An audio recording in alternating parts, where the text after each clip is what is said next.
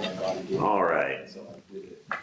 I need to get that. We are a few minutes late already starting. I know we will have a couple more folks trickling in, but I think we might as well just get the ball rolling. Thank you, everyone, for joining us at Vision Zero Advisory Committee meeting this evening for June 9th.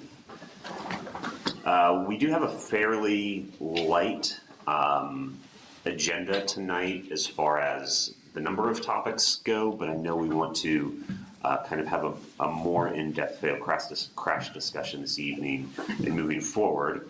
And then also we have some Lebanon Pike Vision Zero pedestrian safety updates that I'm excited to hear about as well.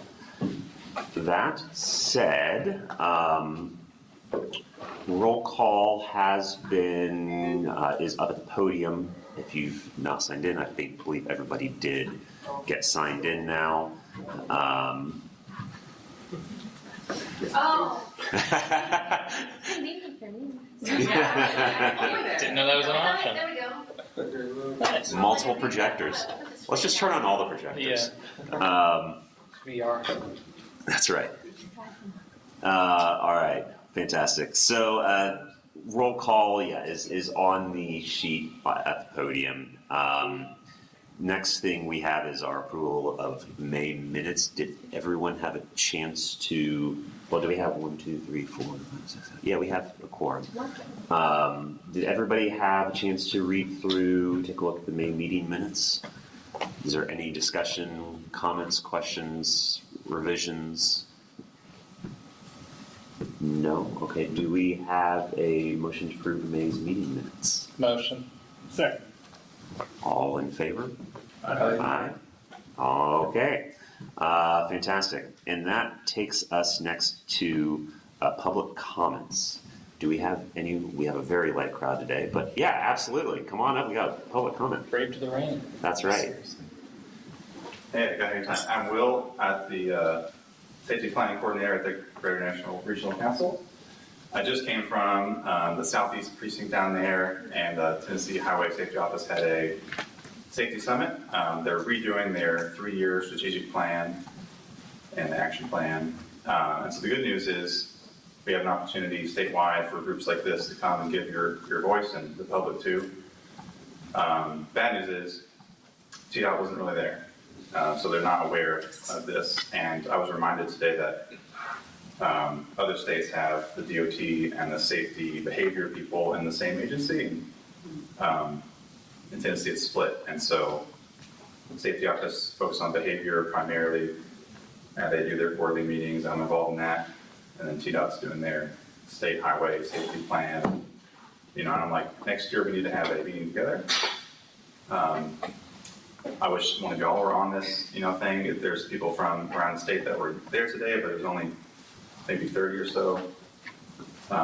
So there's some actions that we can take, but just want y'all aware of it. It'll be done in September. So there's some time for you guys to get involved and give your input. Will, can I ask you a couple of questions? Yeah. How should members of this committee and or anyone else who's interested provide feedback, get involved? Yeah, so her name is Roxanne Steck, S-T-E-C. She's like the THSO lead over that. Also, Jason Ivey is the deputy director of that department. So I'd reach out to them and say, hey, we'd like to be a part of that group. We've been doing quarterly meetings virtually, and then today she said, maybe we'll do in-person meetings. And sounds like they might all be in Nashville area. So I'm only giving my NPO perspective and what I know about TDOT, but you guys know the city better than I do. So let's get Bike Walk Nashville, let's get NDOT there. There was Kobe from NDOT.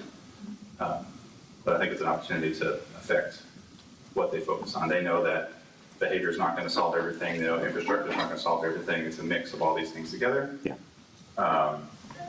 But I was really pushing the infrastructure is, if you have money, spend it on infrastructure. And their take as well. Let's also focus on high vis. So my goodie bag has high vis stuff in it. So yeah, it's a safe systems approach group, even though they never say that, they never say Vision Zero, but it's all the people that should be there talking about it, doing the work. So just to make you all aware. Awesome. Thank you. Any other follow-up questions? We want to ask you, quiz you about it later. Would you be open to reaching out, talking to you? Yeah, Okay. yeah, I can refer you all in an email. Yeah. To Roxanne. Yeah. Thanks, man. Awesome. Yeah, thanks for sharing that with us. All right. Fatal crash, that takes us to, fatal crash discussion, which, Pierre, it looks like you'll be leading today for it with us.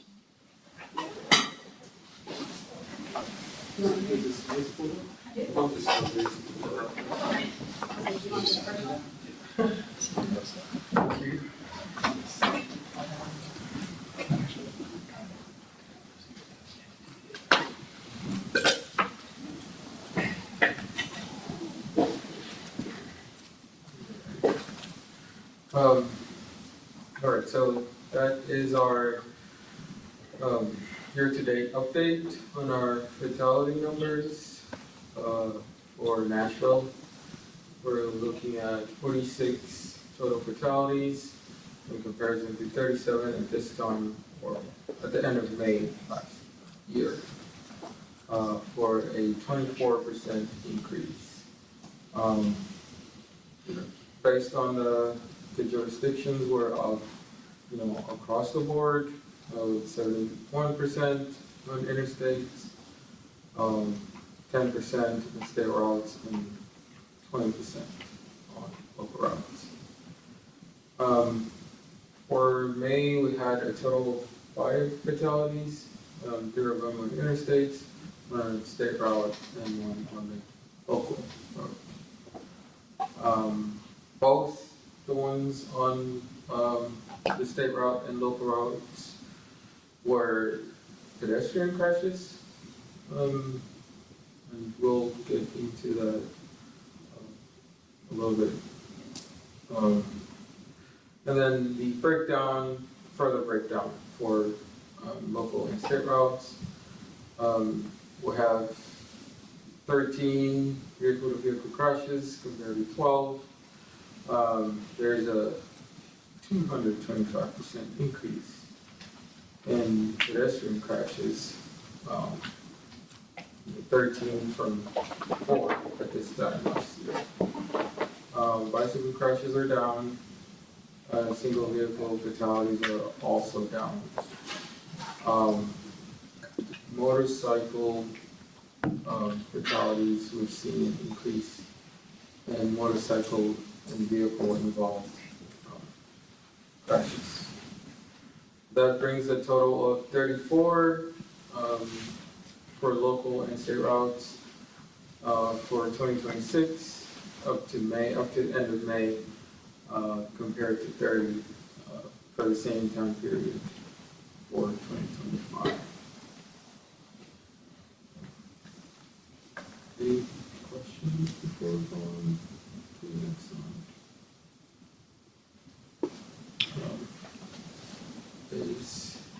I don't know if the map is clear enough on those screens. But per the request from the committee, we're asked to show the crashes pretty much for the last 3 months. So that's what you see there, color coded for May, April, and March. There's also additional information that was requested about those crashes specifically, and that was provided in an additional document that's in the meeting folder that I believe the committee has access to. We should, but I was unaware that that document was there. Yeah, so there's just a lot of I guess information. It would be a lot to put in the slides, but it's all there as a separate document. Come in for that. Yes, just to show the location. If you have access to the folder where these meeting slides are, then it's just the next file down. Yeah, it's a PDF.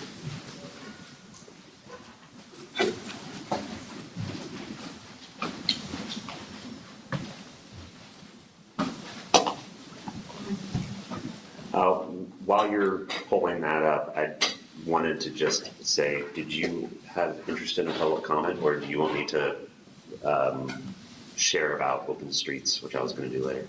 I mean, yeah, Open Streets is this Saturday downtown. Everyone come out. Hopefully the weather's nice. Should be really fun. I believe it's 10 a.m. to 2 p.m. Yeah. If you had the opportunity or even didn't have the opportunity to enjoy Tour de Nash this year, their Open Street series is continuing this Saturday. Should be a good time. And then one again the second Saturday of July. So excited about both of those. Good to see you. Good to see you.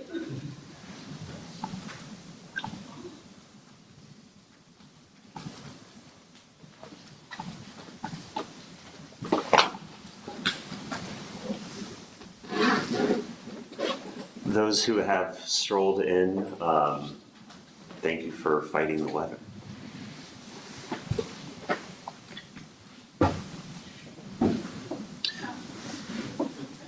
I was like, it was showing, I'm so sorry. I was like, the PowerPoint is just, all I did was pick up the, open the document. You're good. You're good. Okay, thank you. Yeah, no, this is It's a 26-page document that has all the crash information. okay. Yeah, so we developed a form that we use for the crash site visits. It just helps with kind of making everything uniform and easy to digest.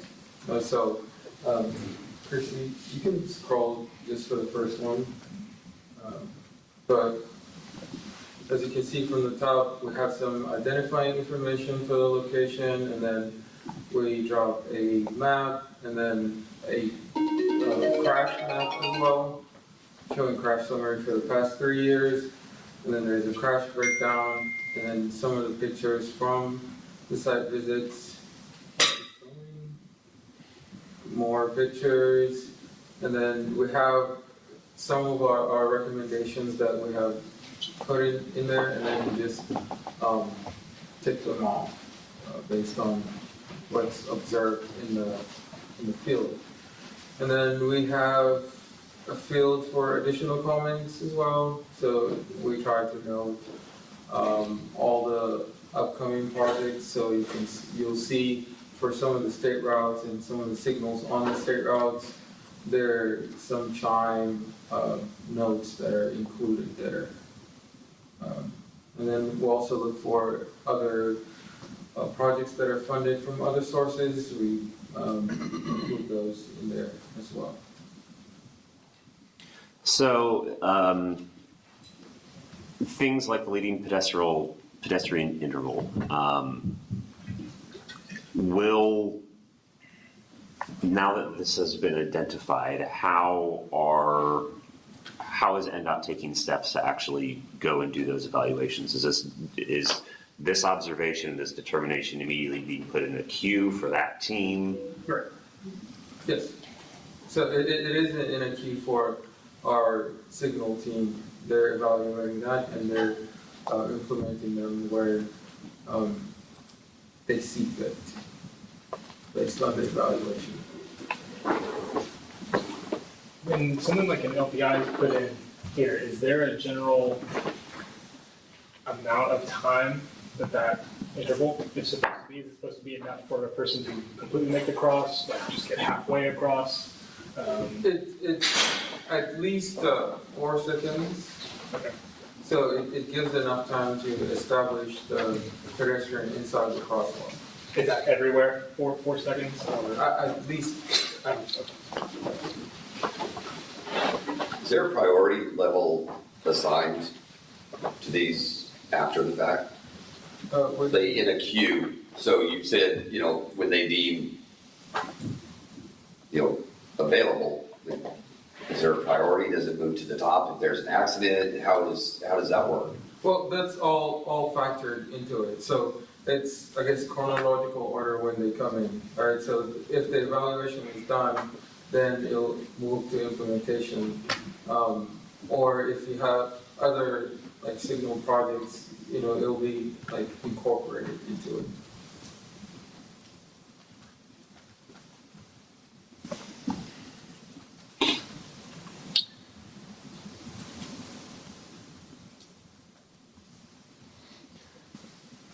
Anyways, there's this document, feel free to go through it. If you have any follow-up questions, you can definitely ask us. Do you want me to go back to the PowerPoint? I do think there are some of these that we probably will want to go through. I think all of us will go through in depth at our own time, but I do want to, at the very least, look again at, can we look at the recommendations in that document or the findings for May, the crashes that occurred in May? The bottom, or then probably. It could be bottom, it could be top. I think it's on the bottom of the document. The document, honest, I'm looking through it right now. It seems super helpful to standardize it and everything. So thank you for this. Should be all the way down. This would be great to share with council members too. This was May. Right, it says May 4th. Yes. So this is, yes, correct. So I did want to take some time and in May we did have 3 pedestrian fatalities. And so I did want to take the time to at least look at these before we really moved forward. Was one of those missing from the counts? I thought it said 2 on the count. I thought it said 2. It did say 2 on the count. In general as well, I also have, not including the one that occurred this month, I have 16 total pedestrian deaths in Nashville so far this year. So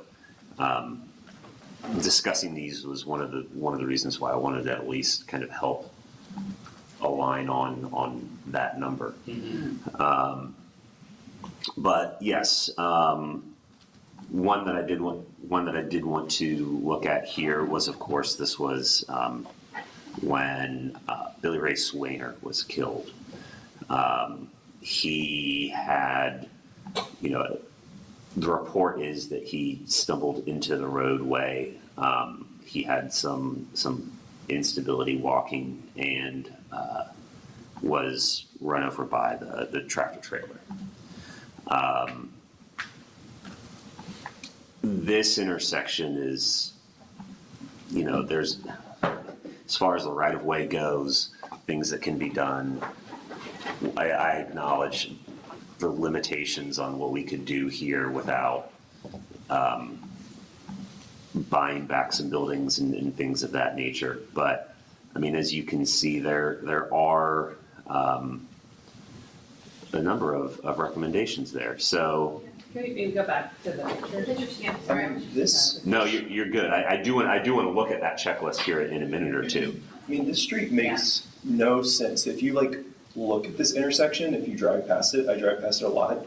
Yeah. The Cookout doesn't have a stoplight. There's only 3 stoplights, but the Cookout doesn't have any sort of stoplight at all. So if you're leaving from Cookout, you have to turn left or right without knowing the stoplights of any of those 3 other intersections, which I think is the huge problem when I've driven through this road. To make it worse, Dollar General is the exact same. There's 2 driveways. Yeah. In the intersection. Yeah. Yeah. I mean, it is just an access management nightmare, and the new 7 Brew that's there, I'll keep my comments on quality of their coffee to myself. But they regularly have lines that also back up into Trinity. Just people queuing, waiting for drive-through coffee.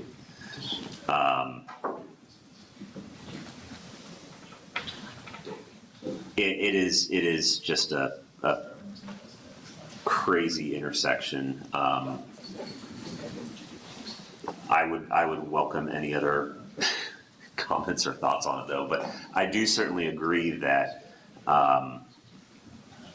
something needs to be done as far as at least getting a light for both the Cookout and the Dollar General. I mean, access management, like I said here, is just a atrocious. nightmare. Yeah, it makes no sense for there not to be 4 stoplights in this area. Can you go up just a little bit to the dot map? Wow. Wow. Oh. This, Are these, the dot colors, what are the dot colors? The dots are the capital code down there.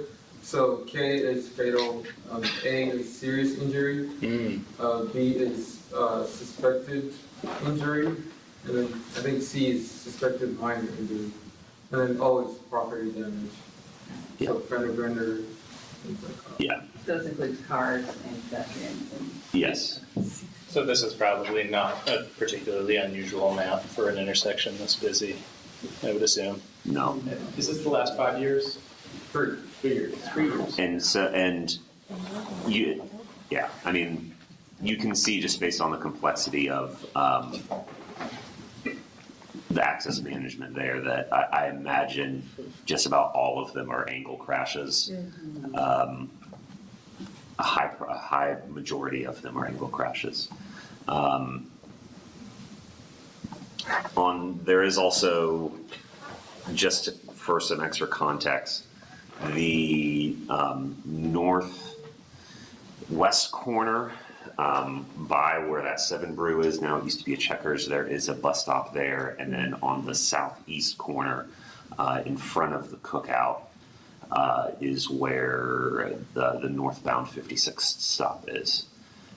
So there is a high level of pedestrian activity here. The other part that's not really depicted, but just south of that circle, actually in that circle, is there's Gramps Bar and Grill, or not Bar and Grill, Gramps Bar, the Fox is there.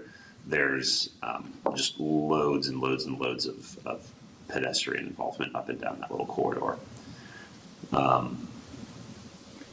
How difficult is it for the city to remove access for So we are businesses? currently in conversations with legal to figure out what we can and can't do. The access management manual does not specifically address it, and it was because legal said not to. And so we're trying to work with legal to figure out, like, especially on the upcoming Main Gallatin project, you know, if we could do some sort of access management that is legally allowed.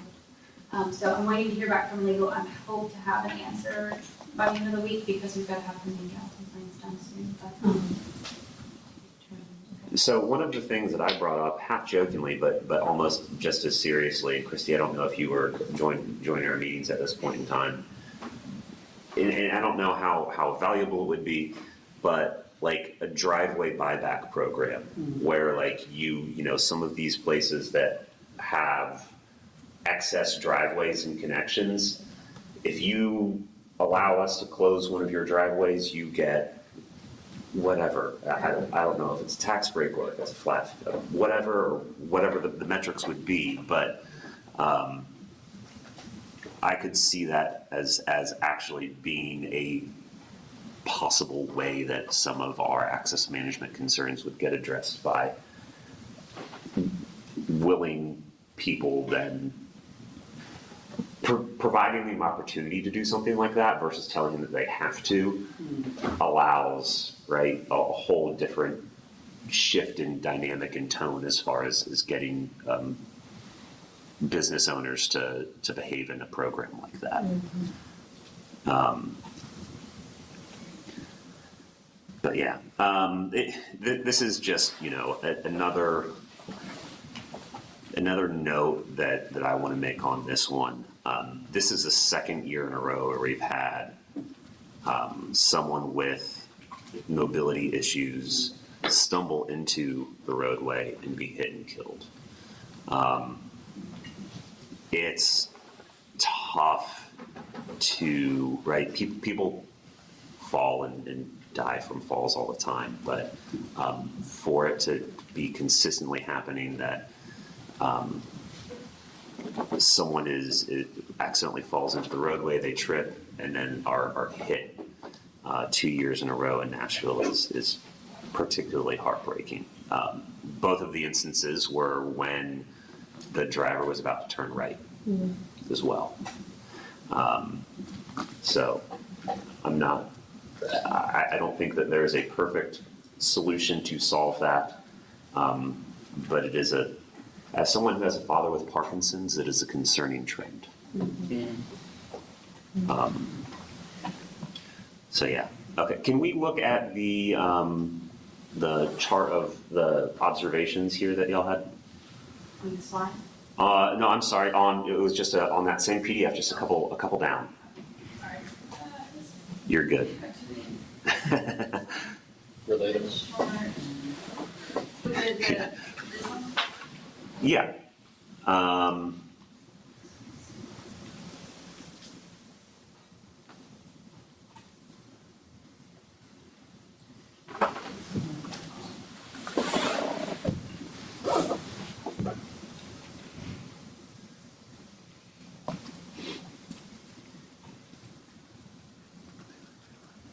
What are reflective signal backplates?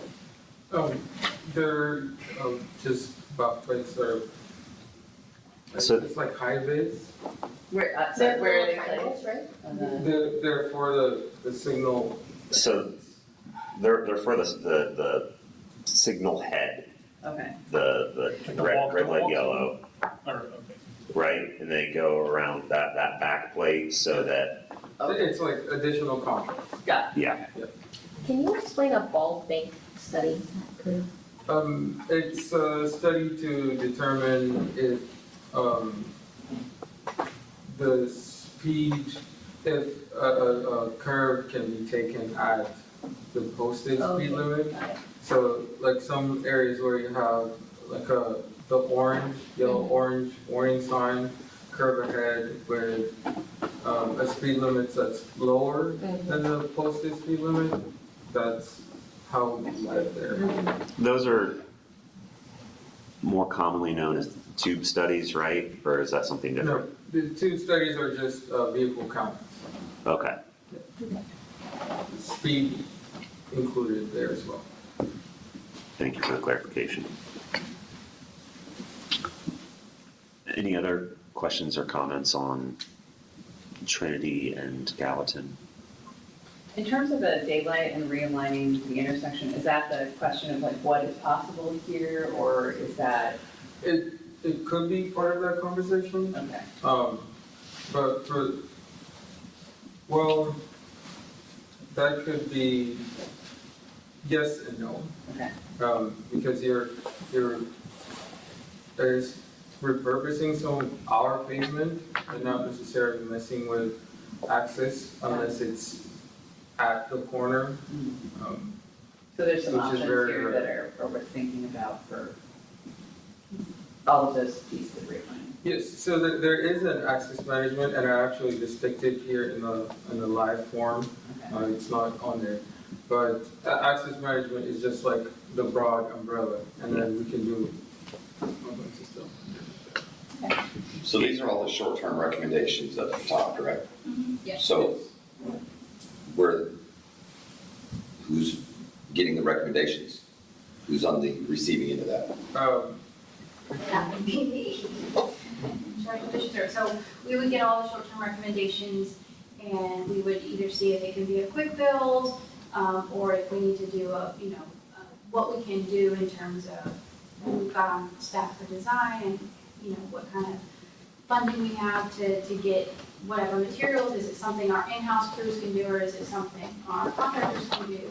And we go through that evaluation to try to, get it into that, implementable construction project. I will add too that if there are any maintenance things, we try to get that immediately.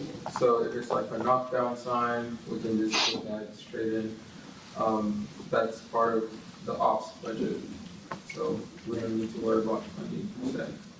And if it's something that our ops team can do and all we have to do is submit that work order, then we go ahead and get that work order done so that way they can get it added to it. So that kind of circles back to what I was asking about, setting priorities is, I see the recommendations, but are any of them getting backburnered? I mean, what's the timeline to keep this from happening again?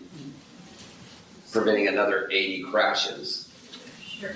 So with all of these fatal crashes, they are part of the fatal crash, program. So they are all prioritized based on, because they're all equally important, but we have to rank them in some way, right?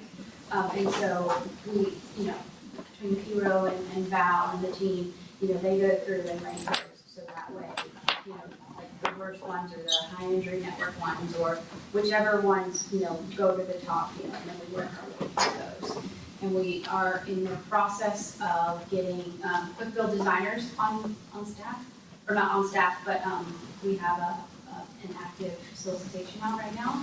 And so we will soon hopefully have some designers under our belt, so that way when all of these come up, if there's quick builds, we can get those designs done very fast, within the next minute. So we are working on getting things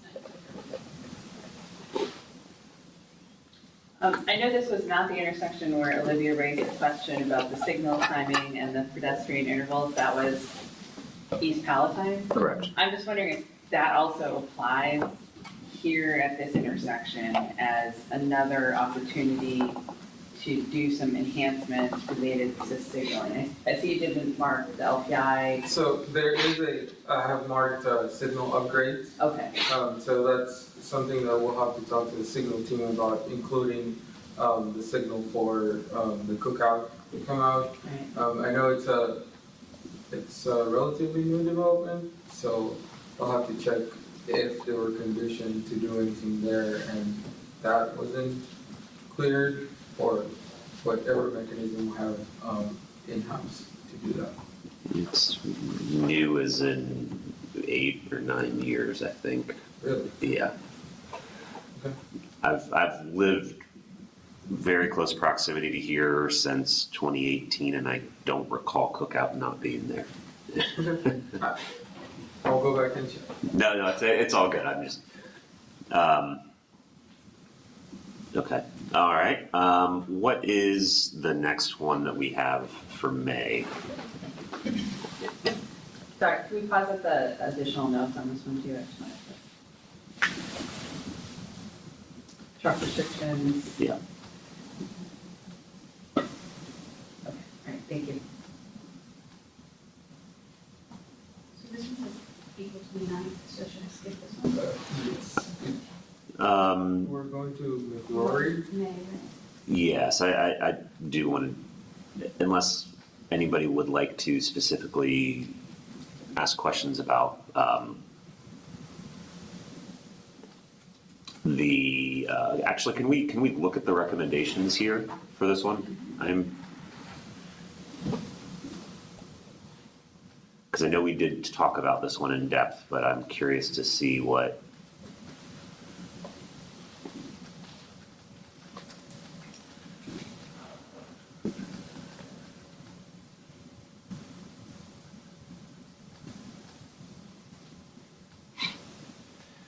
So some information on this one.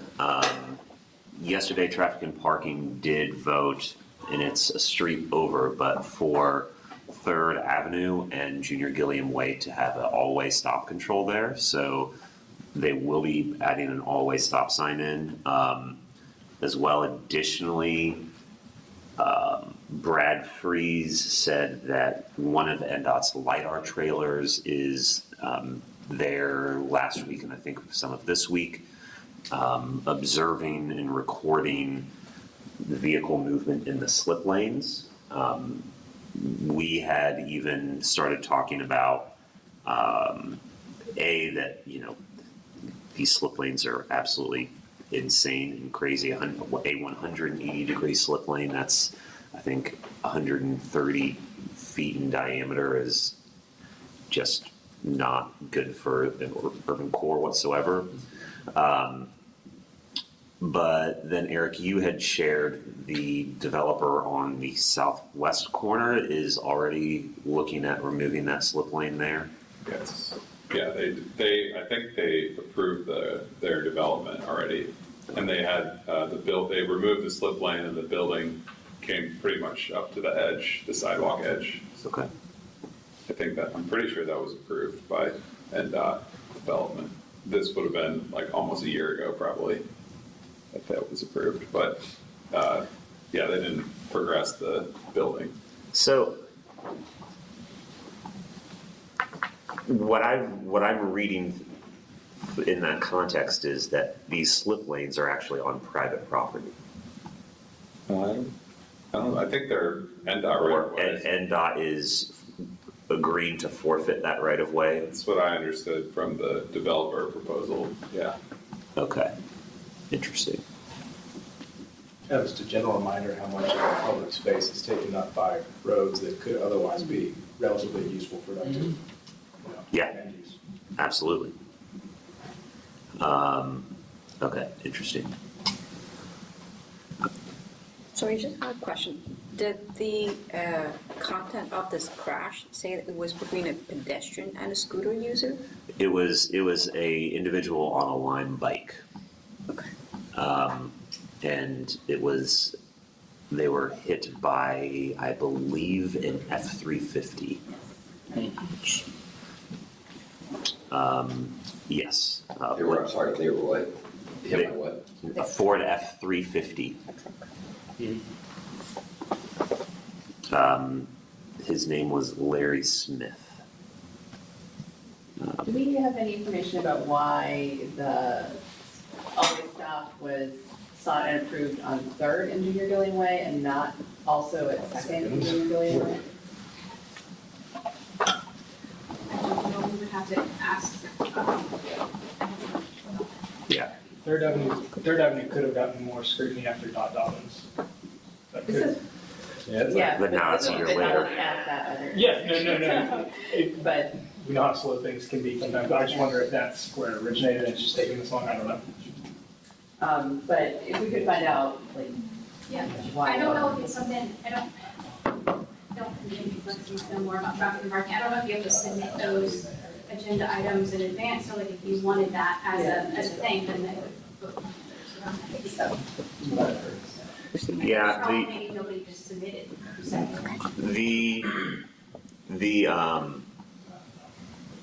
In the staff analysis and the agenda for traffic and parking yesterday, the 3rd Avenue all-way stop said requested by NDOT, but in their presentation they did reference that it was requested that they look into that. So it probably came by of either a hub request or council member, more than likely. Yeah.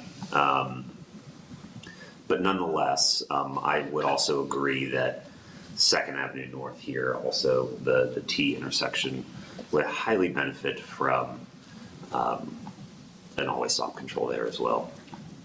I know Kim said this last week, but like you can go from, I think it's Gay or something like that, all the way up 2nd Avenue until like Monroe, or I don't know, it's Madison. Madison. Yeah. You're gonna hit a stop sign. Yeah. It's yeah. Charlie, not that it matters, is this gentleman from the Nashville area, do you recall? I recall he was from the Nashville area, yes. Yeah. I think he was unhoused, is that right? He was formerly unhoused. Formerly He, unhoused, yeah. he lived in Old Tent City and had recently been put in housing. Yeah.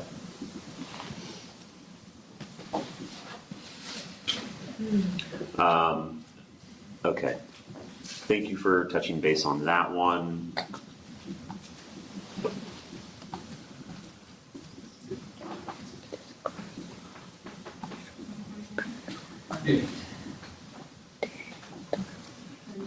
This is a life-threatening, correct? Yes. Okay. I'm happy to stop on this one. This was a child that was struck on McCrory as they were crossing the roadway. this to me is just kind of a planning and like land use management and how we're like where we're putting apartments and like building our neighborhoods issue on the surface of it. I don't know if anyone else, if we want to look at this one in depth. McCrory. It is McCrory and nothing. The closest thing is simply the address. This is, just out of the frame here, is the giant apartment complex though, right? Yeah, so. Correct. We talked about this a little bit, It's on the north side. shortly after it happened. This is in Bellevue, near the, relatively, it's off McCrory Lane, the last exit before you exit the county. So Right, it's the far end of 192. Bellevue. You go up and over the hill, you get to the Lovelace Cafe. Some people have been up that way, right? There is a lot, despite the topography, which is challenging, there are very large developments and apartment complexes going off this strip because the only place we allow building of housing is in Greenfield development. And some of the few places left in Nashville to build new housing in Greenfield areas are less than ideal places because of some of the topography. This road, which I have, yes, I admit I have biked this multiple times, is insane.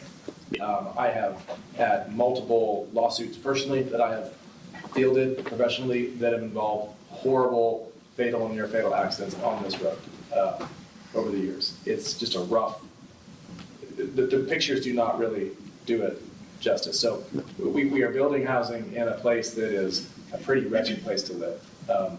Whenever I had to take my kids to a house of a friend of theirs at their high school, and I find out they live off this road, we're like, oh man, because it takes 15 minutes to get what is about 600 meters from one of our neighborhoods, but you have to go all the way around on the highway and on because it doesn't connect to anything. Yeah. It's very isolated.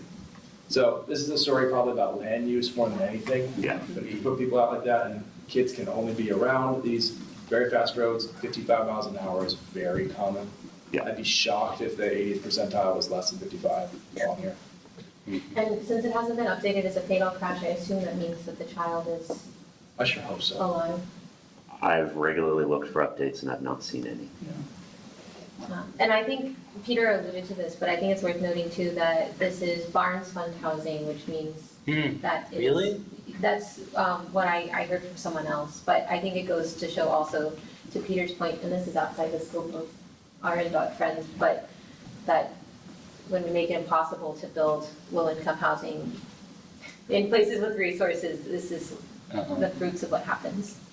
I will say though that if we are going to let people build dense housing on these roads, then we're going to have to change these roads. Yes, yeah. And that's going to be uncomfortable for the people who have been driving 55 or higher, 65, 70, whatever on these roads their whole lives. But we can't make one decision without making the other. We cannot change the use of this road and keep the road the same. I would just say that the topography in this area is incredibly challenging. This was probably not a great place to build a lot of dense things. I mean, the hills are drop-offs. The reason the road is as thin as it is because you can't go anymore because there's edges or embankments on either side. And if things continue to get built along it, And they will because we don't allow it elsewhere. yeah, I mean, we'll just probably be looking at McCrory Lane with the same problems similar problems that our current Pine Tree networks have in It's 20 what happened to Bell Road, like it's what happens in Antioch. Yeah. Yeah. It's going to be Piro's inbox. And it's not so much along this particular road, I'm using this road as an example because the child was actually hurt and hit here, right? Yeah. But the traffic that's being driven there is propelled by very large developments that are just across the county line into Williamson County. And so you have pretty dramatic increases in traffic through here. It's only gonna be more, but the road really can't easily be expanded or made more safe, really, in a functional way, without just slowing it down. But again, with the topography, it's hard to drive under 50 miles an hour. That hill is just, it bombs down and it drives very full time. But if we can identify the sections where folks are actually moving and kind of have a speed bump, that's the cheapest solution. Have that as a slowing down measure, just around the section that we know using LiDAR technology where folks are moving, and have that built in, at least that. That could Yeah. help, possibly. What is the posted speed limit on this road? 50, I think, or 55? Okay, 40. I was gonna say 40 or 45. It is 40, 45? Okay. So Loveless still has a pretty strong draw, so you have a lot of tourists coming in and you drop something in there like that, and we're asking for trouble. There will be more accidents from people slamming their brakes and, being rear-ended or, hitting it at a high rate of speed because they didn't see it at night. That would be a tough one. Is We this can do the speed reflective. study planned? I see it. I'm sorry. No, go ahead, please. Yeah. That was a yes to speed study is, okay. Did we have the map of the crashes on this one as well? Where there are the There's- crashes in this area? Believe it or not, there's, Four crashes. 4 crashes, none fatal. But I mean, it's 4 crashes in a place where there's nothing there. It's a random 100-foot section of the road, and there's already 4 crashes there in the last 3 years. That blows my mind. Arrows right there coming together. Yeah. Okay, moving onwards.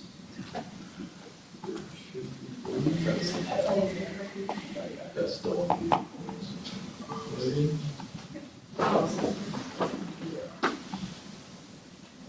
45,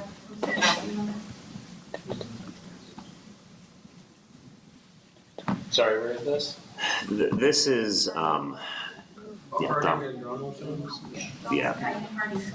Was this an attempted carjacking? No, I don't want to speak without full knowledge, but from what I've gathered, it seemed like someone was needing medical assistance and we did not respond to them in time. Yeah. Like a mental health crisis? Or? Yeah. Okay. Yeah. There were, according to, it was interesting because it didn't come out in MNPD's official press release, but in news coverage stated that MNPD had shared that they had numerous calls about a person behaving and being in the roadway erratically. And we didn't attend to that quickly enough. Yeah.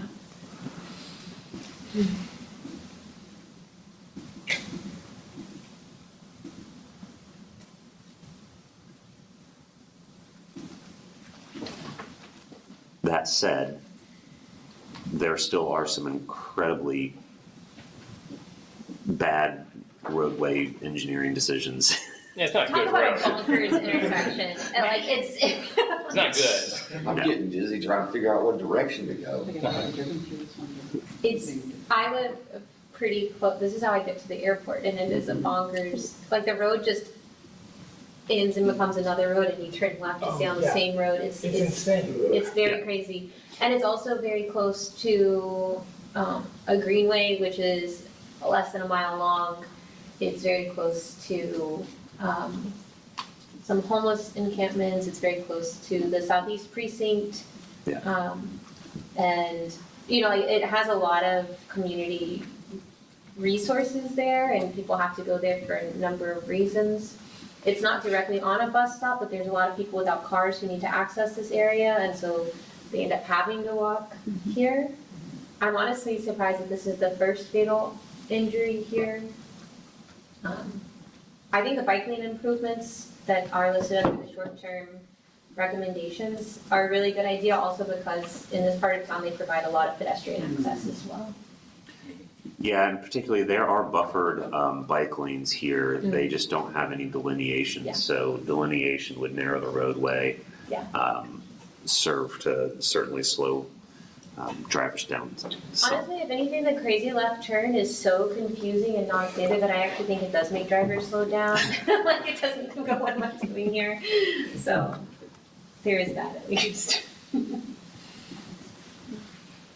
And this does also see significant, because of its proximity, Hardin State and I-24, and it's probably the corridor for semi-trailers to get from 24 to the airport. Yeah. It does see a high amount of industrial traffic. Surely someone will build an apartment building on it soon. There's apartment buildings pretty close by. And there's long-term stay hotels very close by as well. Yeah.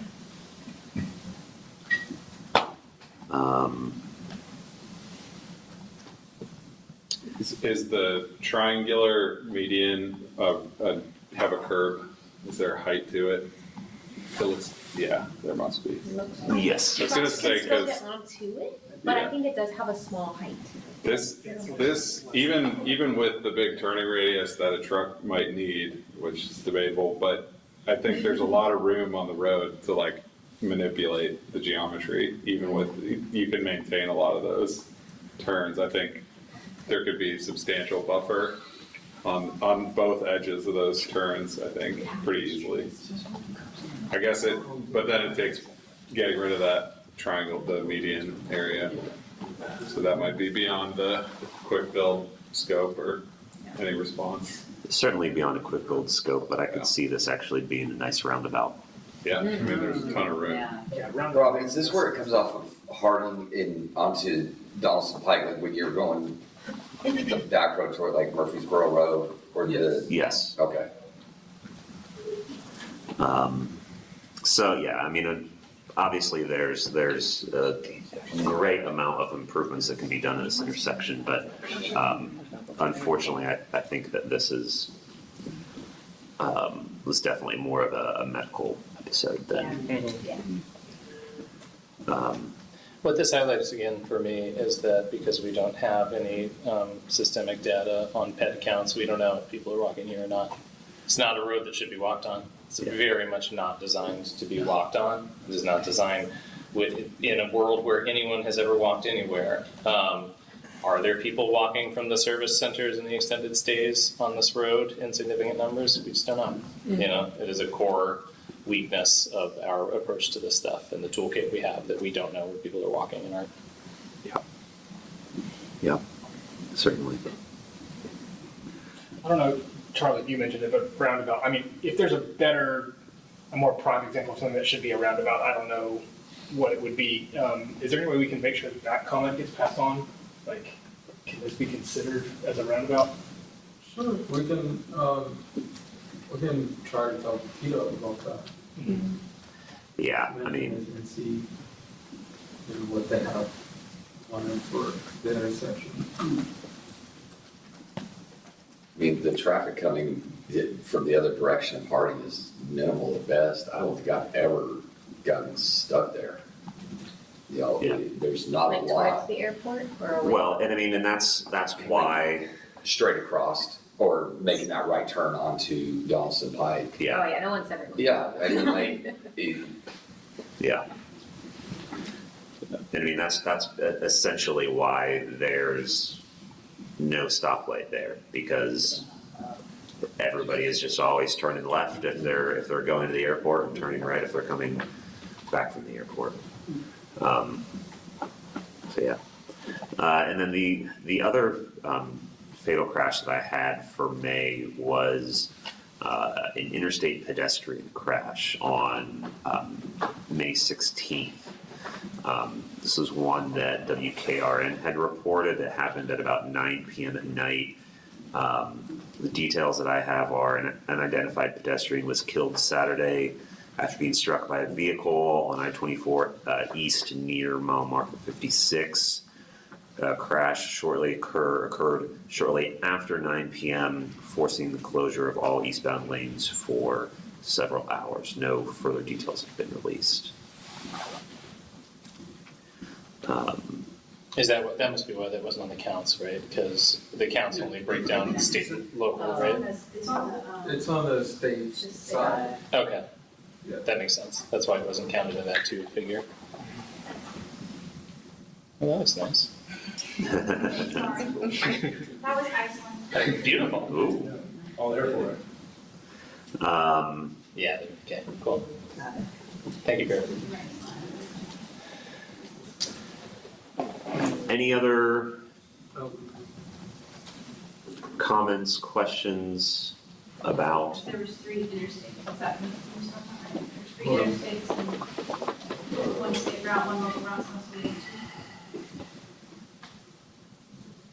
What I was drawing attention to was just that there were Yeah. 3 fatalities, but only 2 counted, but it's because the breakdown is only local and state, and we had 1 on the interstate, so that makes sense. Yeah. Charlie, which one did you say that was? Interstate, is it 24 east? Yeah. 24 to exit 56. Still unidentified, as far as we know? I did not see MNPD release any information on it. The only thing that I recall seeing was WKRN. And I've not seen an update. It looks like WKRN was getting that report from TDOT.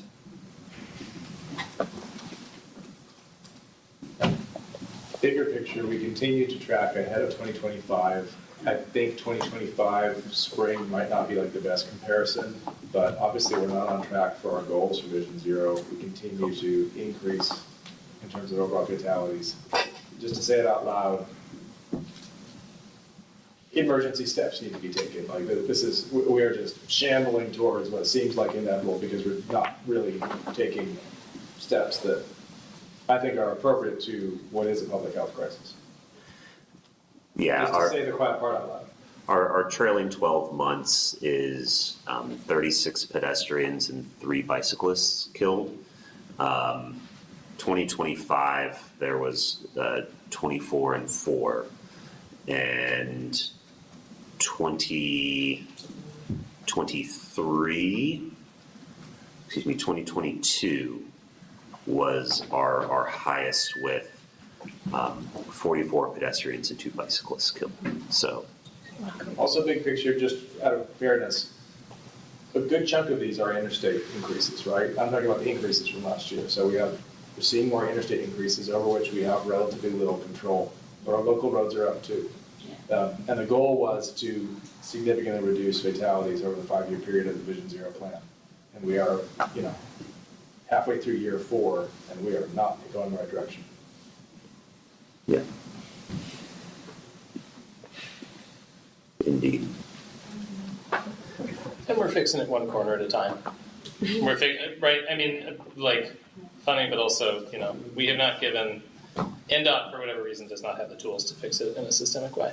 So when it gets fixed, it's because somebody goes out and dies on a street and draws attention to it. Yeah. And then we fix that street, and then or we don't fix that street. Or we don't. And then somebody else goes and dies somewhere else, and we switch our attention to that. But we are not finding the systems changes that we need to fix all our streets before someone dies on them. I did want to highlight the lighting on Lafayette that was scheduled to be retrofitted in the coming weeks. Last month's meeting is still, the website at least hasn't been updated. But it doesn't appear that has been completed either. Could we ask for an update on that at the next meeting? I definitely think we can. On the agenda, that would be It's good. part of TDOT, so it's part of TDOT, that Lafayette that you're talking about?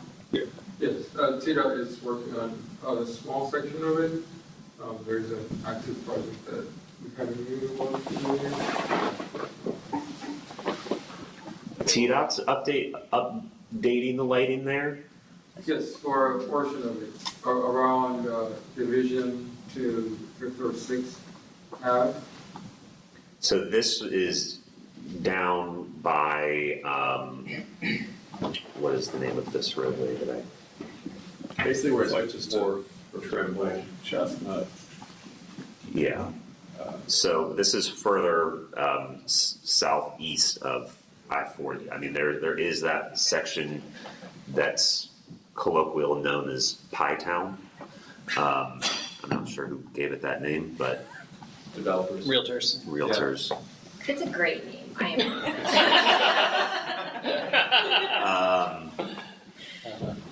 So is this section NDOT or TDOT for lighting? Lafayette is all TDOT, but NDOT has the the project going on with NES, and I can check with Brendan on So status of that. these are just the, and granted, I don't know if the Nashville Streetlight Retrofit Project's website is mixed, but this is just indicated on their retrofit website for, it's scheduled to be done in the next couple of weeks, but it's been in that state for a while. When we, particularly this spring, had a lot of, had a number of fatalities on that part of the corridor. Again, they could just be failing to update the website in a timely fashion, so.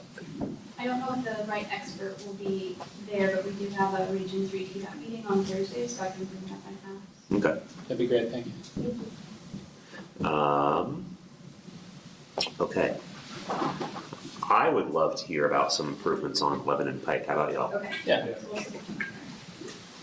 Was there, I'm sorry, was it? Well, Beaver had some other slides, but I think we've already covered them with the other, he just had the map, so we could talk about them, but Okay. let me get to Alex's. My computer is super slow today. I'm like clicking the buttons and it's not going. Piero, I will remind and ask Val, but when y'all have this document completed in forthcoming months, can you just let us know, like, hey, we've added this to the SharePoint? If you could send a link in the email. Yeah, at the same time as the agenda, right? Yeah, that'd be Yeah, okay, cool. Thank you. My name is Alex Natelli. I'm an engineer with NDOT. I've been managing the design of a safety project we're doing on Lebanon Vision Zero. If you want to go to the next slide, Christy. So this is a project looking specifically at some pedestrian crossings. I've kind of marked in the red dots where we're putting those crossings as of now. So we're doing one at the signal at McGavick, one at Grayland, and then there's a mid-block kind of right before Park. One other thing that I want to add that I feel like is an important piece of context for this project, we do have a local programs TDOT project coming in the next year or two, putting a sidewalk on the north side of this road. So these projects, like, they're overlapping the exact same area. We're kind of running them in tandem because we do believe that the construction of these two projects kind of makes sense together. So if you'd hop to the next slide, Christy. So here is that first intersection, Lebanon and McGavick. So what we're doing here is we're updating those ramps, making sure they're all ADA compliant. The crosswalks, as you can see, so the ones that are in black are the ones that are technically a part of this project, and the ones that are filled in white are kind of, I guess, clear. Those are the ones that are technically part of the TDOT sidewalk project. They should all be going to construction at the same time. In addition, we will be doing some pedestrian-focused signal improvements, just getting those timings down, making sure this makes sense. If you go to the next one, Christy. So next we have a mid-block going in. It's about, I want to say 600, no, maybe a little less, 400 or 500 feet to the east of Park. Part of the reason why we're putting this mid-block here is because this is one of the few places on the south side that has some existing sidewalk. So there's something to tie into over there. We'll be putting a center running median there, a PHB, some ADA ramps. One other thing I want to call out on this one is this plan set is currently under TDOT review because this is a TDOT maintained road. I do foresee a world in which they might not like the PHB, in which case we will pivot and we will put in a signal at Park Drive instead. All the same stuff, it will just be a signalized pedestrian crossing.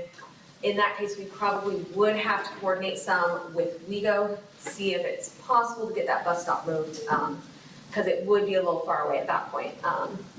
If you hop to the next one, Christy. Is that a pedestrian refuge at that mid-block crossing, or is it That's interesting. I believe so, so it's a raised median type Yeah. of situation. Yeah, cool. Okay, and then this one at Lebanon and Grayland, similar thing, we have that raised median on one of the legs. We're putting in a crosswalk that other direction, upgrading the signals, and then putting in some ADA pedestrian ramps. So, I forgot to mention, I'm so sorry, I missed it on the plans. Way back at Lebanon and McGavick, we're also pulling out a right turn lane there. So, it's kind of hard to see on this particular set of plans, but we're switching it to just the travel lanes, and they'll just have to turn from that. I was gonna, is that on the northeast corner? The south, east corner. Southeast corner. So CVS. Yeah, that CVS, we're pulling out the right turn lane right in front of it, so. On the mid-block crossing where you said, TDOT might not like the Yeah. PHP, is there a reason like they usually give for not liking stuff like that? They, not necessarily, they just seem to have more of a preference for signals than PHVs. They're just not a huge fan of PHVs, so. So when you say a signalized crossing at Park Ave, or Park Drive, do you mean like a full traditional stoplight, basically? So that's something that if they said they don't like the PHV, we'd That have would be the to, backup plan? we'd have to dig into and look into a little more. That's potentially an option. I know on some of them, I think a stoplight would probably make more sense here, but sometimes they'll have us run a signal that is more set to go off only if pedestrians hit it and want to cross, or if they notice there's a bunch of queuing on the side streets. So there's a few different ways we could take it if Cool. it becomes a signal. That makes sense. I mean, I think a stoplight is like the preferable ultimate option, right? That's the one the drivers, I find. Oh, no, it'll Care fuck about. that up so bad right there. Like, that's my neighborhood. The car traffic? Oh, yeah. Mm-hmm. Yeah, because there's, the one at Lebanon and McGavick, and then you go down right before you cross, right at the trains, what is it, Blue Star or whatever, train station. Yeah. There's another one there, and then as soon as you go over, there's another one right there. You split that difference right there at Park, and it's like a block up. Adding another stop, yeah. Yeah, Mhm. so I mean, there's quite a few already through there as it is. And that's getting busier and busier and busier all the time. Something button activated would make sense. Yeah, so. How, Yeah. sorry, go ahead. No, go for it. How did, granted, this is needed, but how did this area get identified for this project? So there was a safety study, Donaldson corridor safety study done back in 2021, I think, and all three of these were some intersections or mid-block brought up on that study. So There was also a project like just a few blocks east of there at Old Lebanon Pike where the slip lane goes into Donaldson, or Lebanon Pike. I remember there was an NDOT project that looked to close that slip lane. Was that brought up in this conversation at all? that was not in the scope of this project. Okay. I'm trying really hard not to backseat engineer because I'm not a subject matter expert and you are, and the people who made this are. On the first intersection that you showed, the curb cut is really deep. Do you ever look at reducing the curb radius on the northeast corner? Is that not something that you all typically use in a project like this? Is it outside the scope? It's outside the scope probably of this project, Okay, but cool. sometimes it is something we look at. Cool. And also, I believe I recall this to be true, correct me please, is this considered design at 60% in there? If you, Somewhere in there, it's hard to say it kind of depends how some of this TDOT stuff comes back. Right. So it's hard to put an exact percent on it right now. what is the expected timeline for response from TDOT? Do we have So I should hear from them in the next few weeks on, especially that PHP question, so. And you're coordinating with their construction timeline? Yes, I am coordinating with the construction. that's exactly what Charlie was alluding to. What is- Yes, so the construction timeline of that one, we're hoping to send the Lebanon sidewalk and this one to bid for construction sometime fall or winter of this year, which will put us at construction sometime probably late next year is when construction will begin. Great, yeah. I see that a little bit east. There was a pedestrian fatality, but I guess this is also outside the scope of the project. Where was that? Lebanon Pike and JB Estill Rhyme. Yeah. But I was just wondering if there was any thought to expanding some of these upgrades. They look really great, but closer to where a pedestrian was killed mid-block, further east. Yeah, unfortunately for this particular project, that can't really be working at this point, but I mean, for sure, I don't think we're against maybe, yeah, in a future project. It's Donaldson Station Boulevard now. The big was Oh.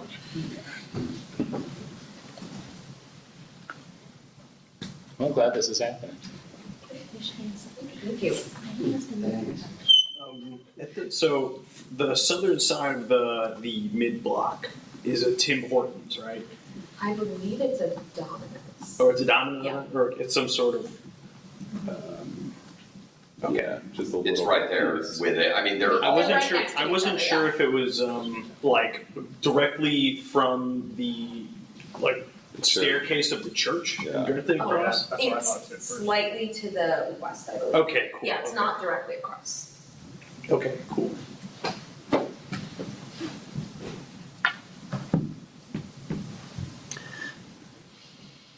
Yeah, I mean, I would love to see significant improvements to all of this Donaldson stretch. You know, and this is McGavick as a whole, all the way up from, you know, the Opry Mills all the way down through, you know, Two Rivers. The McGavick High School is there, down into the heart of Donaldson. I mean, could really potentially connecting all of that in a meaningful way for pedestrians better would really just, and then also tying in, of course, to the Star, would really just kind of change that whole part of the city. And I know we oftentimes will discuss things out of scope. Why can't you turn this small Vision Zero project? No, thank you. But I mean, I think just really transforming this area would be a huge boon for people who live there and the city as a whole. I think it looks lovely. Is there anything that we can do to support you when it comes to TDOT? Like, That's a great question. does it help for random citizens to email in and say, we really like it? Probably, not that I can think of on this, especially because, I mean, we'll see what they say, but I don't think besides maybe switching from PHP to a signal, this is gonna be a very controversial project to them, so. Great, thank you very much. Yeah, no, thank you. Any other questions? Thoughts, comments? Glad this is happening. Yeah, absolutely. What can we do to do more of these and on every street? Can you? On my street. There you go. It's always about your street. Yeah. Actually, Charlie, I do have a quick question. Yeah. So, the areas you cross over Lebanon Pike and stay on McGavick Pike, are they doing anything in regard to all of those restaurants that are popping up through there and the amount of traffic that is just being, so you got people parking at the bank and everywhere else and walking across the street, and it's, you know, they're not walking in crosswalks, they're walking straight into it. Are they doing anything about trying to make it a little bit safer for them? On McGavick, you said, or? I'm trying to remember the name of the restaurant, Cantina. Nectar? all of that. McDonald's? Yeah. Yes, that one too. I do. Well, what I was gonna say, I do think I could see the stoplight at Park Drive being incredibly beneficial. As that area continues to grow, it'll get more congested, and I can see Park becoming more and more of a shortcut around that from Lebanon to the Gavick and back, because it does just make it kind of boxes around it. Yeah, there's a back road that goes back through there and connects it to. But there's not a safe way to make that left turn off of McGavick onto Park, because it gets really busy right there at the Kroger. Right. In the fuel stop. So making that left turn or even making that right turn, you've got a lot of traffic and you're coming right over that hill. Yeah. Just past the railroad tracks. Just a random question. We have collected trajectory data from all the vehicular movements, pedestrian movements, bicycle movements, correct? Yeah, we have traffic data for this, especially to get some of these signal warrants. So Trajectory data, that would be the movement. So we would observe an object moving from point A to point B all the way through the view. Is that something, because I know you have LiDAR, as in you and Dot has LiDAR, so that is something that can be pulled from that information. And if we have that, we can actually use that very intelligently, I'm sure, to ascertain where most of the dense movements are happening for pedestrians, and if it works logically. Just a random question, if that has been done, or I'm just talking through my... Yeah, I can double check on that. I'm not 100% sure for some of since these intersections were chosen from some safety projects back in 2021, I'm not 100% sure, but I can look into that. I will say, we have used LiDAR for similar studies, and we've used it to identify a location for PHP at the new bus station. So we utilize the trajectory data. It helps in more confirming what you've observed already than kind of just going out there and putting it out there and to see what it is. Exactly. So I've observed some pedestrians here. I'm going to put a trailer out there to see how much more this, movement is prevalent. So yeah, and I think like if we're gonna invest in putting a mid-block crossing, a PHB across one of our pikes, it almost feels like, and I know this isn't something we can request it, but it almost feels like having a LiDAR study should be a requirement for that to happen. Just so that we can say we are certain that we've done our due diligence, we know that putting this in this spot is going to make the biggest safety improvements. Because we've seen time and time again that people won't walk 300, 400 feet to get to a crossing, right? So if we are 300, 400 feet off on the placement of a PHB, we're just, you might get one or two people who travel, who walk that extra distance, but, the other 98, 99 are still going to be crossing the middle of the roadway. And I don't want to say it would, doing that would be worthless, but it certainly wouldn't be as good as it should, as good of an implementation as it should be. We still have the same issues. Yeah, still have the same issues.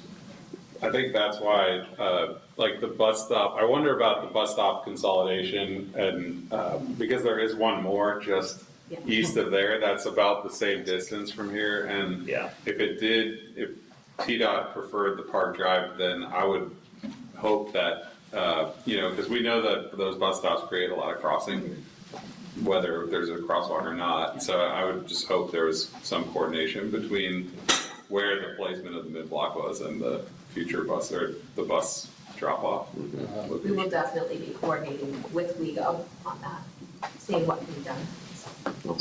Alternatively, just throwing it out there, sorry, just can't stop now.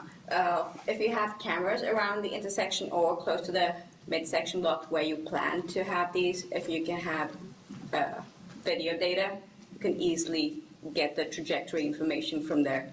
It's a one-day job to get that information. And We don't record. All our cameras are just. you don't need to record. You just record the unidentified information for the trajectory data. So no personally identified information will be recorded. So, to skirt all of that, we went with LiDAR because we're just generally not allowed to. Yeah, I was gonna say, we can't record, like, Yeah. period, so. We are not Saying to record it to get the trajectory. You don't need to record. You're just going to extract the non-identifying information for the trajectory information. So it is going to be a map where you just see the lines of the movements. That is all that you see. So no data is recorded. You get a map with different lines of movements. Right, but I mean, That's just an alternative option. Sure. It's okay if you don't do it. well, it's not something that we use the LiDAR instead. Yeah, I mean, sure. like, it would be a matter of like, what if we didn't pick up the right time when people were there? Like, because since we don't record the data, it would be hard to like pick the right window, I guess, to pull that data. I mean, unless somebody's sitting at their computer 24/7 pulling that trajectory. I mean, that's not realistic. So, but yeah. I am, sorry, please. No, it's okay. I just, with every project like this, we have a bunch of questions about like specific notches of the implementation. But this is a very good project. I think we are all, this is the kind of thing that we're always whining about getting done. My question is, somebody was smart to ask about how this project came to be. My question is, in your opinion, what would it take to do twice as many of these? And all these roads that we know are dangerous, you know? What gets us to this point that we don't have enough of? Is it funding? Is it staff? Is it for any of you? And I don't want to get anybody in trouble. All the above, but the biggest piece is the coordination with TDOT. It's just a long process through the local programs. Okay. Yeah. Mhm. So that's why you don't see as many, because it just takes time to go through all of their steps. They've got all their steps. Okay, thank you. You said it originated in a 2021 safety study? And that was a request from the council member? I believe so. Yeah. Yeah. And it started because of a sidewalk request before that even, right? Like that was, Syracuse wanted that sidewalk on it, yeah. So like. So if a council member requests a study, then there's something happens after that study that causes it to get on the list where then it is chosen to. I'm not trying to be a prosecutor. I'm an idiot, so I don't know, and I'm trying to learn so I can go call people and beg them to help you do your job more. You know. Yeah, I mean, I think it's, and correct me if I'm wrong, Christy, when we can find an area with like a lot of accidents or issues, a study is sometimes initiated at times. Okay. So if we go get studies initiated, maybe that will help. Maybe. Cool. Thank you. Yes, maybe. And I'm gonna stop dating and get married. That's right.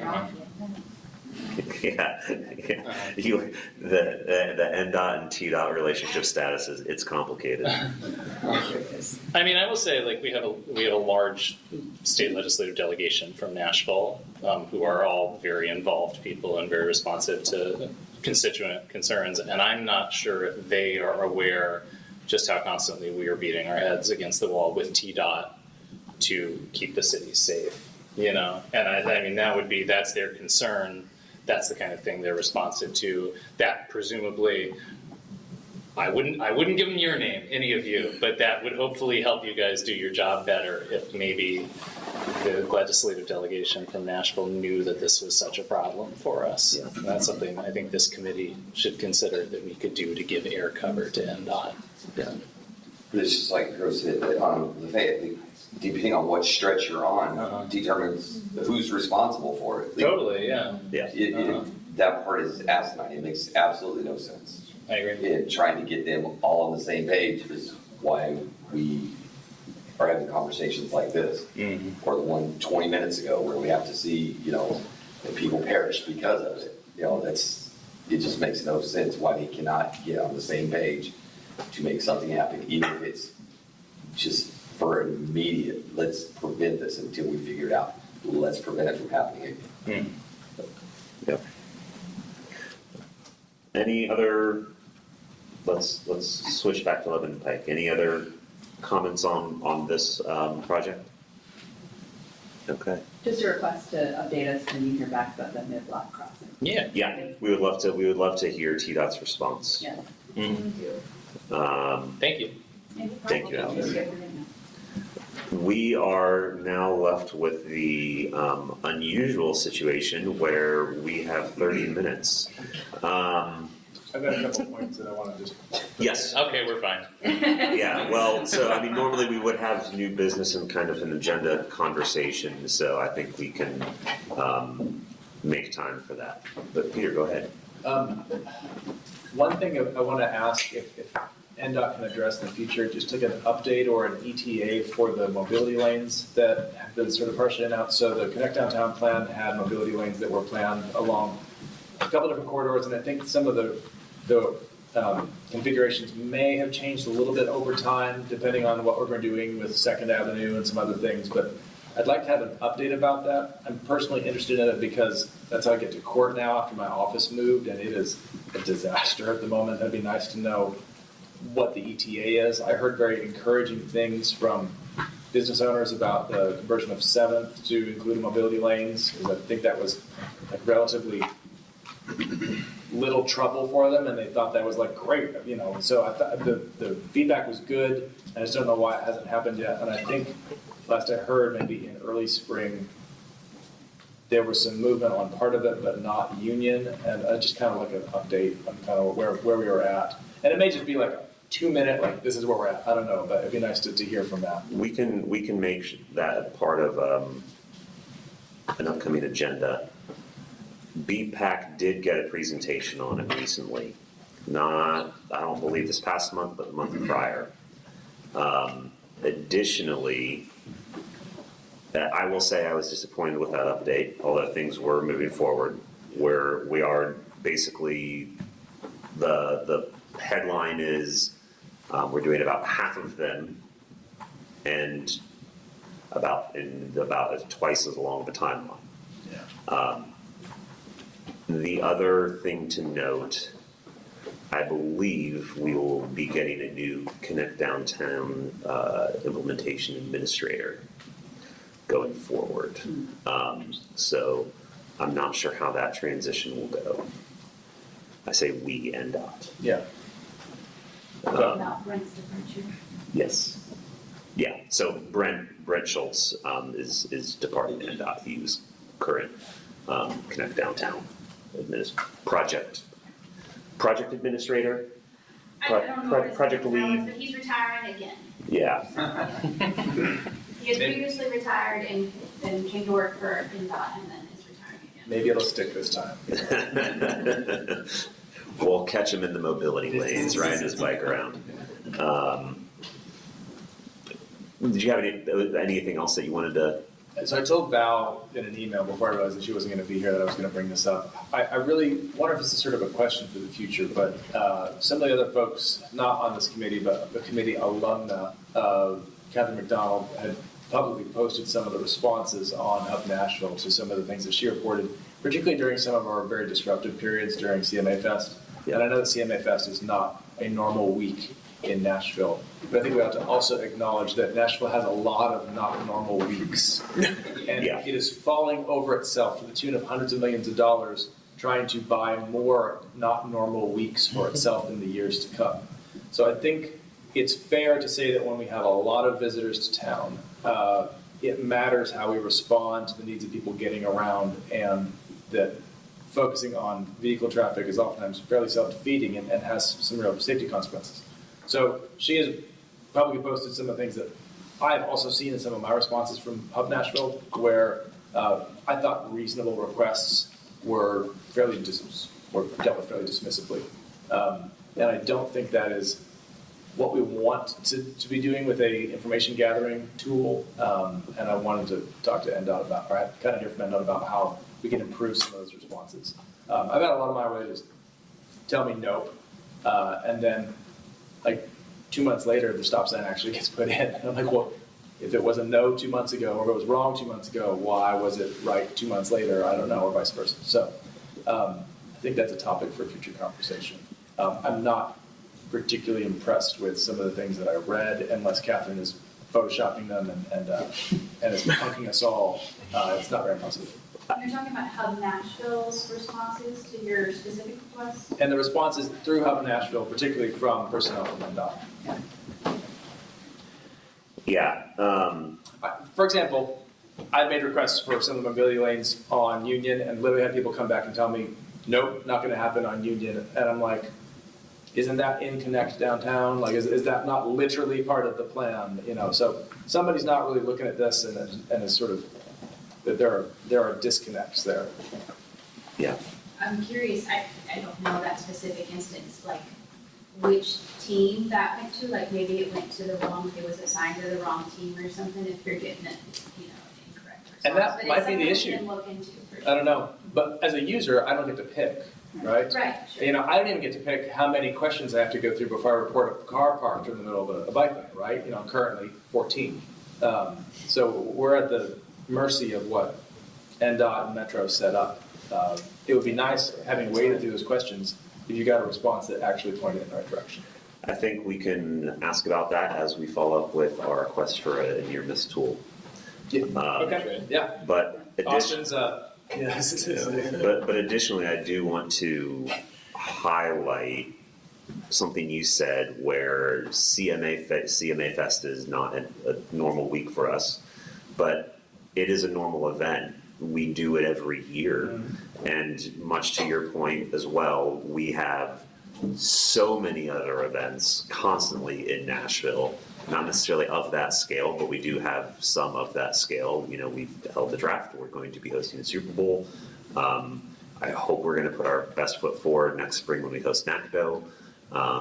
We have so many others that, you know, are constantly on our schedule and agenda that are being hosted, that our response and our ability to operate as a city, welcoming guests, welcoming tourists, while maintaining a good and safe and reasonable place for people within Nashville to continue with their daily lives. I think that's certainly expected. Yeah, right? Like, as a city, that is something that we should just expect as citizens.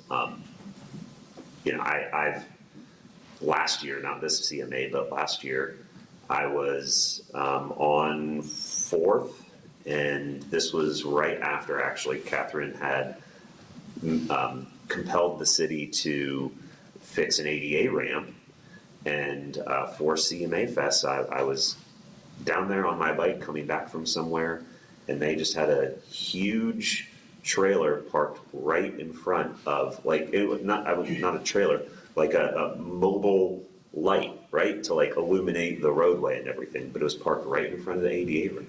And I spent 2 hours trying to track down someone, and then PD, whomever, to just like move this trailer back 8 feet so that the ADA ramp was open and accessible. And no one would do it, even though MNPD was across the street with a gator that had a tow hitch on it, and they could have just spun around, attached it, pulled it 6 feet, and that would have been fixed. But do we have any other? We are, speaking of MNPD, we are waiting on a response on when they can be available to present to us next. Yep, and then as long as you all circle your questions, so that way they'll have an idea of what they need to address. Yes. That was the plan. And on the near miss, Lexi and I did meet this afternoon actually about that, and I wonder if that kind of plays into Peter's question as far as like the option you pick when you pick for your Help Nashville, request. We forget which one it was. We kind of was like, okay, well, if you use this one for the near misses, but then we would need to educate people and like promote it and be like, if you have a near miss, go to this button, right? So that way it can be tracked and give the caveat that this is for data information collecting purposes. It's not like there's gonna be a resolution. We're gonna collect these, put them on a map, so that way we can, and then put the map with the high injury network so we can see if, all those align to then study it and do a project. I think, yes, it is data collection. I would actually be happy to see some Vision Zero dollars spent on a minor campaign around notifying the public of that.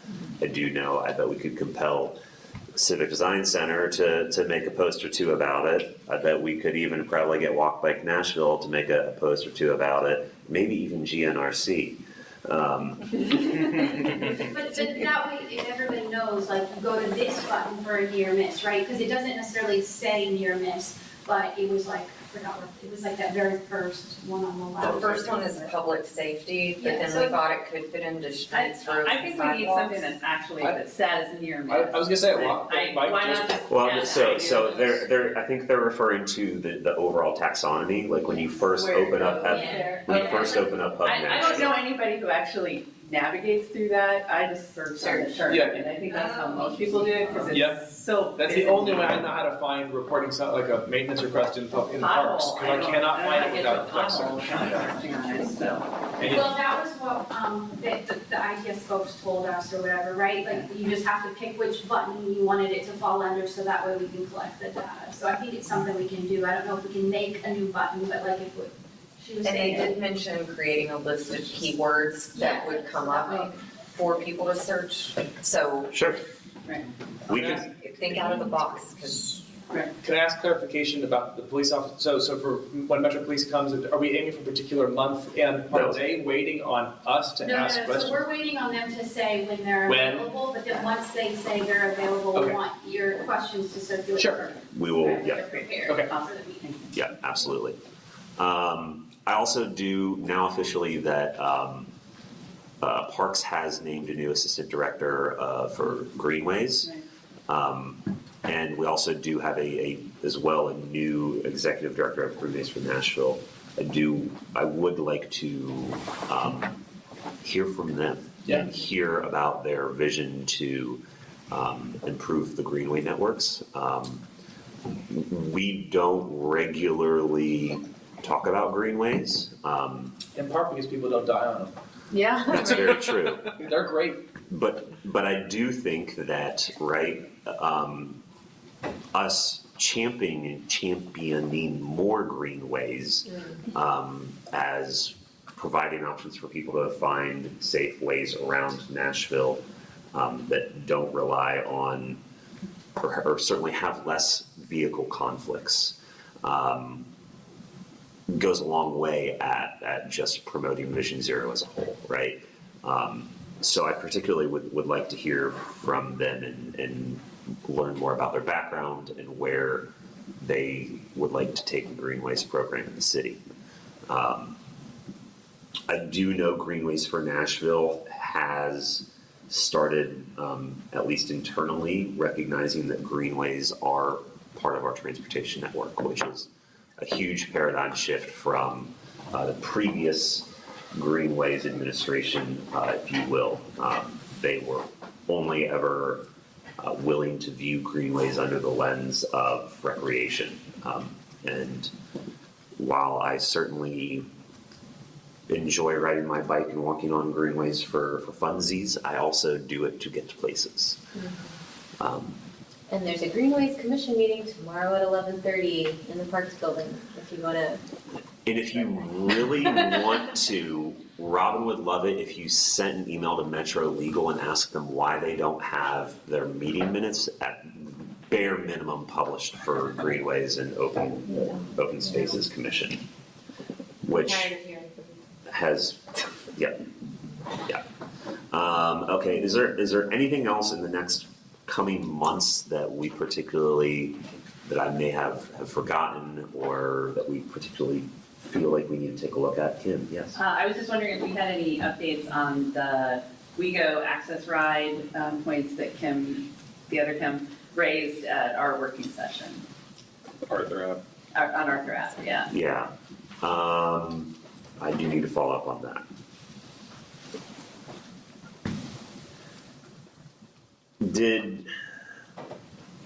And Kim, I will ask you, because and anyone else who lives in that area, is Street View up to date?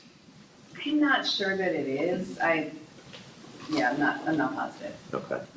I think it was pretty accurate from when we were looking. Yeah. I think that's what I recall. It did look like there was enough space there for them to pull in, which surprised me then that they weren't pulling in further. So I don't know. Yeah. There is a loading area. It's just whether it's that is blocked. I think what Kim was depicting was that they were able to pull in, but they had to pull in, because of the nature of it, they had to pull in past where the sidewalk was. They couldn't get to the ramp. Right. Yeah. The parking is too close to the loading zone. I think that's the issue. Which that seems like we could solve that pretty easily. Yeah.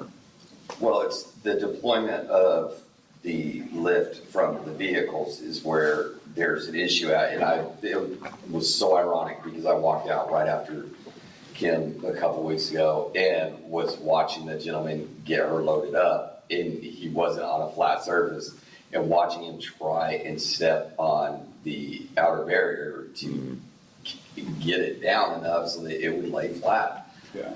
If it's not flat, it's not gonna lay down flat, and you cannot get along. Yeah. I think on Arthur Ave, it's like the bus can't get exactly to that landing very easily, so it often misses the loading zone. I'm pretty sure. I was struggling a little bit with what the actual issue was last meeting.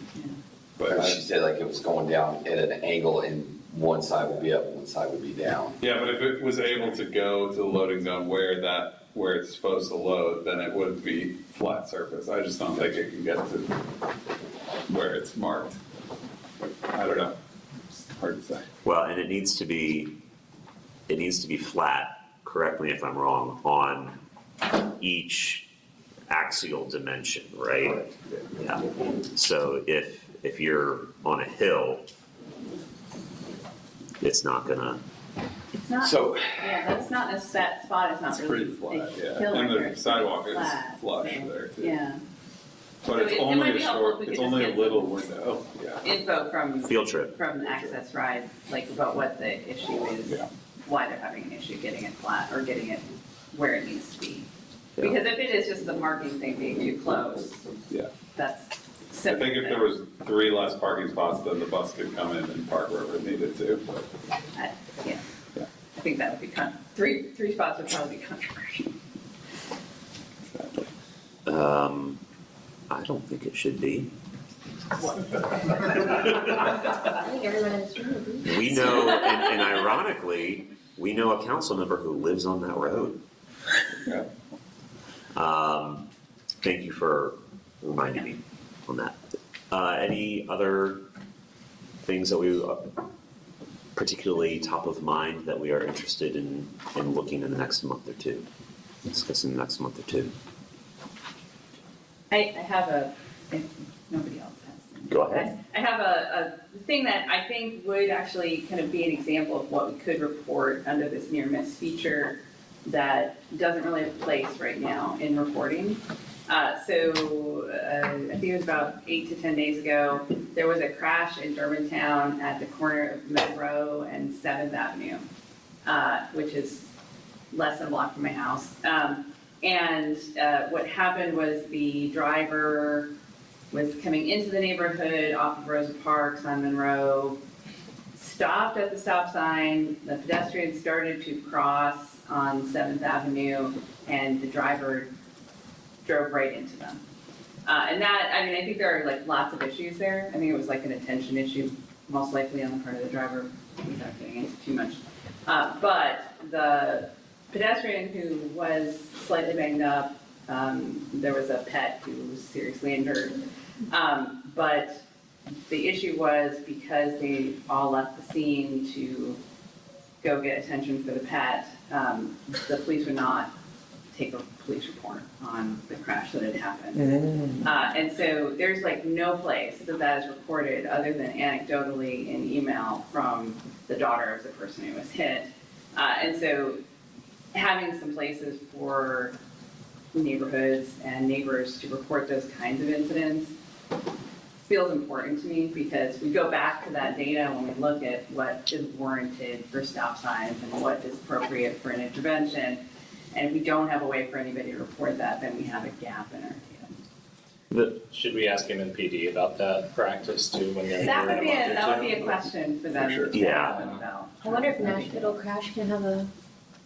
Anecdotal. Yeah. I don't know if that's a. Near miss doesn't really count. Can't you retroactively file a police report? Yeah. They attempted to, from what, I've not, Right. but they apparently attempted to do that and were told that the police would not take a report on it. Oh, they're gonna send you a link. They're gonna send you a link to fill out your own police report. Yeah, I'm just saying you can do it, right? Yeah, I'm a little bit dumbfounded that they wouldn't, Yeah. because I mean, I've been in fender benders and things before where you can call non-emergency and they say we're not sending someone. You can submit a police report online. I'm not actually surprised to hear that the police didn't want to take a police report, but that's wrong. They, even if it's via a link, it's always worth documenting it. Otherwise, you don't have the data. Yeah. I have my own frustrations with that process.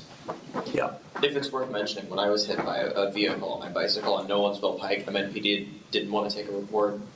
They didn't take it. Wow. So there was no report about it. I mean, and neither this or that were near misses, those were. That was an actual crash. But, Yeah. so, like, but if you had an option to report something, you would report it in this. Well, I and hope you ask about that when they're here. Yeah. I mean, I hope you ask, like, tell that story and say, can you talk about how MNPD officers decide when someone being struck by a car doesn't warrant reporting? Yeah.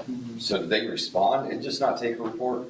Or they just didn't come out? No, they weren't out on the scene. It was after. That was the problem. Because it was I remember it was like 4 o'clock. I was on the way here actually, and it was on Nolensville. And the driver, it was such a minor collision. There was no damage apparent to anybody or anyone's vehicle, but it was after the fact. I was trying to file the report. That was the problem, because I didn't do it in the moment. Because even if I did call them and someone came out, I'd be like, "What are you reporting?" Well, nothing happened, but booty crashed. yeah, and what's I'm looking now because I on Nash Fatal Crash. If you don't know this, you can go to non-fatal crashes for pedestrians and cyclists, and this does pull from MNPD's API hourly and update the website. So year to date, we have 165 non-fatal pedestrian crashes and 24 non-fatal cyclist crashes. But like anecdotally, these stories just tell me that like even though that's almost 200, how many more are actually not being cataloged or documented? And also, I'm looking at the website now to submit your own police report, and there's a multi-vehicle option and a single vehicle option, but there's actually no option to submit your own report for a crash involving a cyclist or a pedestrian. And that seems like an oversight. Yes. That maybe You we would could. list So you as have to have a a vehicle. as a multi-vehicle, I guess. I know, and I opened that, but then they both have to enter their driver's licenses. And so, I guess someone in the audience knows about it. You have to have a motor vehicle in transport for it to count as a crash. If I'm a cyclist and I get hit by a scooter, not a crash that you can report. But if I'm a cyclist and I get hit by a vehicle, I file that as a single vehicle Yeah. crash, I guess. Yeah, they know that bicycle is a vehicle, but it's not a motor vehicle. But it has a motor. But it is complicated, right? So like, let's say that you're my situation, right? I was hit by somebody and it was a hit and run. I didn't have a driver's license number Right. for the other driver, but I think there might have been like a drop down hit and run option or something, because I was able to file a police report. Change on the subject, but changing subject slightly. If you are someone who regularly bikes or scooters or does anything like that, if you have car insurance, max out your uninsured motorist coverage, because if you are hit as a cyclist, that will go on your motor insurance, not on your health insurance. So if they are undercovered as a driver or it's a hit and run, it will go to your under and uninsured motorist coverage. So if you are a regular cyclist or scoot or do anything like that, and you have car insurance, spend a couple extra bucks a month and max that policy out. If I can preach for about 10 seconds more, 1 out of 5 drivers in Tennessee is uninsured. Yeah. It used to be 1 in 4, and then they have improved slightly. You are actually pretty likely, statistically speaking, to be in an accident with somebody who is uninsured, because the sorts of behaviors that lead to people not insuring their vehicles oftentimes coincide with the behaviors that cause crashes. And the minimum is $25,000 in Tennessee, and you can hardly get out of an ER in Tennessee for under $25,000 with just one person, and if you have multiple people. So yeah, max that out. It's actually relatively inexpensive. You can actually forego it in Tennessee. You can waive it if you want, and that is very imprudent, but I see it happen in my litigation work.